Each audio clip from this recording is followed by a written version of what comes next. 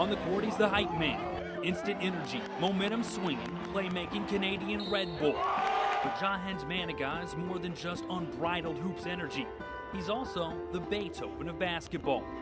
I was about 5 years old. My parents were kind of big on music and, outside of school activities and stuff like that, they saw that I wasn't really doing anything, so they decided to just test it out. And it turned out that I had some, pretty good skills, and I kind of just stuck with it. He eventually dropped the piano in favor of hoops, but this year an opportunity in the form of a class gave him a chance to pick up the piano again, and he's rediscovered a passion he thought he'd lost.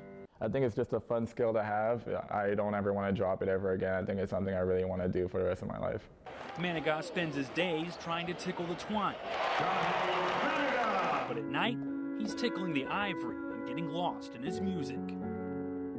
Well, let's just say I've had a really tough day or a really tough practice. I could always come down here, play for an hour and a half, and just kind of, let go of everything else that was around me for that day. It's just, it just relaxes me. Amazingly, a person who performs in front of 17,000 plus people actually finds playing the piano a little more nerve-wracking. You're by yourself, it's you with all eyes on you as opposed to a team sport, so this is a lot more nerve-wracking, I would say, than playing in front of 17,000. There are some similarities between his two passions. They both require focus, discipline, and the will to put in long hours honing the craft. You got to practice each and every single day. If there's a day that you don't go out and shoot extra shots, you're kind of wasting your time and you're not getting any better for that day. Piano's kind of the same.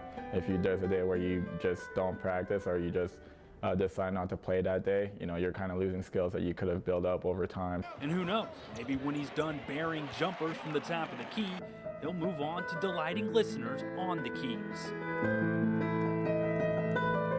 Like I said, when you go to Von Maur, you go to classical stores, you always hear that piano guy playing and you're just like, wow, I wish I could do that. Well, now I have a chance to be one of those guys, so not to say that that's what I'm going to do with my future and that's my goal, but I just need to have that skill set. So the next time you're out shopping, stop and listen.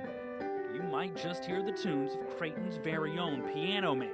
In Omaha, with the Horowitz of Hoops, I'm Garrett Gordon, KMTV Action 3 Sports.